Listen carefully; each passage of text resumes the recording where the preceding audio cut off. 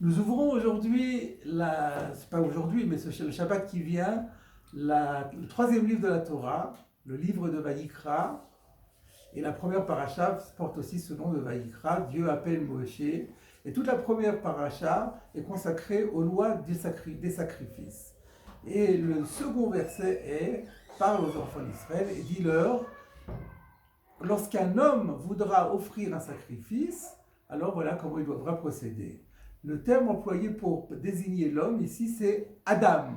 Adam, en hébreu, c'est un homme. Adam qui a crié Mikem, si un homme parmi vous veut offrir un sacrifice. À ce sujet, le Midrash Rabbah fait un commentaire un peu étonnant.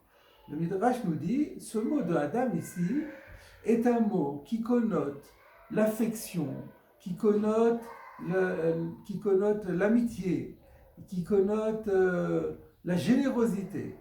Et le Midrash poursuit en disant, et la preuve en est que lorsque Dieu s'adresse à Ézéchiel, le prophète Yocheskel, il l'appelle toujours Ben Adam, fils de l'homme.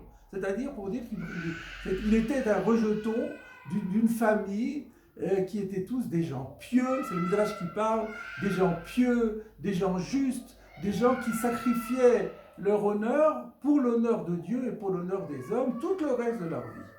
Et on peut se poser la question, mais quel est le message qu'à cette occasion de la paracha, le Midrash veut nous délivrer? Et on peut aussi se poser une autre question, c'est qu'en hébreu, il y a deux termes pour désigner l'homme. Il y a Adam, dont nous avons parlé, mais il y a aussi le mot Ish. Or, il est convenu que lorsque on veut désigner l'homme dans sa noblesse, ce n'est pas le mot de Adam qu'on utilise, c'est le mot de Ish. Nous donnerons trois exemples. Par exemple, à propos de Noé, Noach, Ish Tzadik. Noach était un homme juste, un Ish. Quand on parle de Moshe, qu'on veut dire que Moshe était l'homme le plus modeste de toute l'humanité, on dit Ish Moshe Anav. Moshe, l'homme Moshe.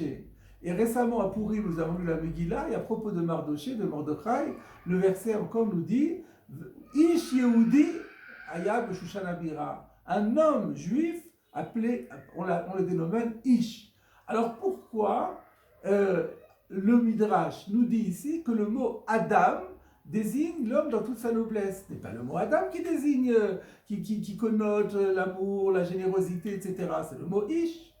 En vérité, la réponse est que le Midrash, comme bien souvent, soulève une question qu'il n'a pas exprimée et donne directement la réponse. La question, elle est posée dans un autre Midrash, le Midrash Tanchuma.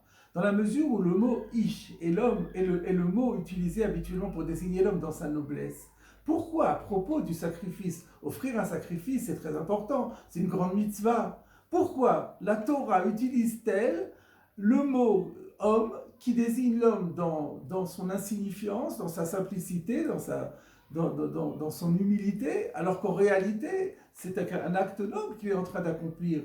Donc pourquoi la Torah nous dit Adam qui a créé Mikem et ne dit pas Ish? Voilà la question qui était sous-entendue. Mais alors quelle est la réponse du Midrash? Eh bien, la réponse est que il y a deux manières d'apprécier l'humanité, ou si vous préférez, deux critères différents d'appréciation de l'homme. Il y a le critère de son essence, il y a le critère de sa mission, de ses objectifs, les objectifs qui lui ont été assignés. Niveau de l'essence de l'homme, rappelons-nous ce que nous disent les Pirkei Avot, Dam et Ayin Bata ou le Anata Oler, sache d'où tu viens, où tu viens de ville matière, Tipa Serucha, d'une goutte puante, et tu vas et Makom Afar Rima Betolea, dans un endroit de terre, de vermine. Comme disait d'ailleurs le verset, tu viens de la poussière et tu retourneras à la poussière. Et d'ailleurs, le mot Adam, comme dit la Torah dans Bereshit, elle vient du mot Adama, la terre. Donc, le mot Adam se réfère à l'essence de l'homme, qui dans son essence est une essence toute matérielle, toute indigne en vérité, c'est de la poussière. Et, voilà, une origine qui n'est vraiment pas noble. Mais du point de vue de l'objectif qui a été assigné à l'homme, les objectifs sont la mission que Dieu a confiée à l'homme, elle est grandiose. Le monde entier a été créé pour l'homme.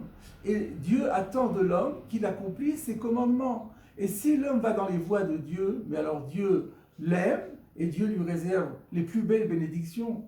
Et là, c'est le mot ish. D'ailleurs, on a remarqué que, alors que ici, à propos du sacrifice en général, on employait le terme de Adam, mais la semaine dernière, nous avons lu la parashat à Chodesh concernant la fête de Pessah. Et à propos du sacrifice pascal, la Torah emploie le terme ish. Veichou la M, ish, c'est le Beit Avot, c'est la Baït.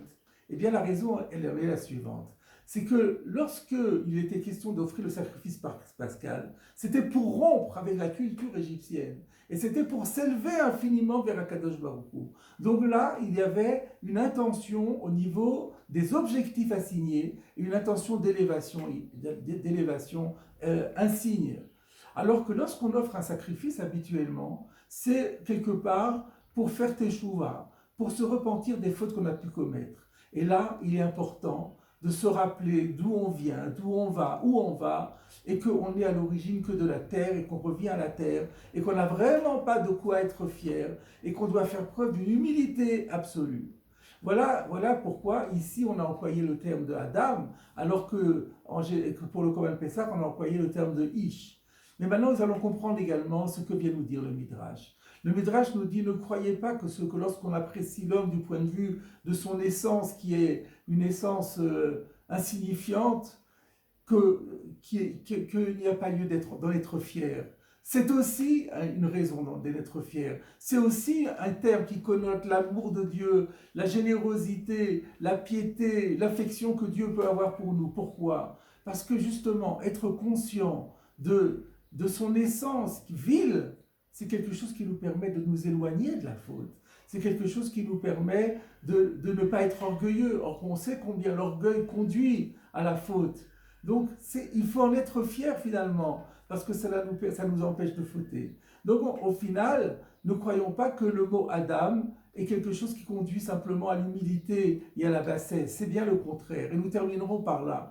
Il y a 3 figures bibliques qui ont beaucoup ont insisté sur leur consistance basique et matérielle. Nous avons l'exemple de Avraham Avinu qui a dit « Je ne suis que cendre et poussière ».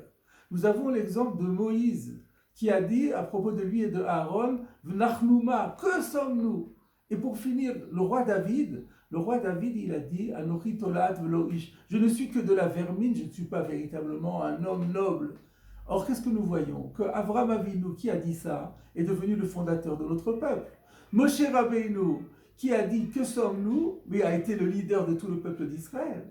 Et David Amelech, le roi d'Israël, l'ancêtre du Mashiach. Vous voyez que cette prise de conscience de notre peu de choses au niveau de notre essence, c'est quelque chose qui peut nous conduire très très loin. Donc aussi bien le terme de Adam que le terme de Ish nous permet de nous élever infiniment. Et c'est cela la leçon que nous adresse le Midrash à travers ces premiers mots de la paracha de Vayikra. Soyons conscients et fiers de nos origines matérielles peu glorieuses, et soyons conscients que grâce à cela, nous allons nous les élever infiniment et pourrons remplir notre mission, qui est une mission grandiose, et nous élever toujours plus vers Akadosh Baruch Hu.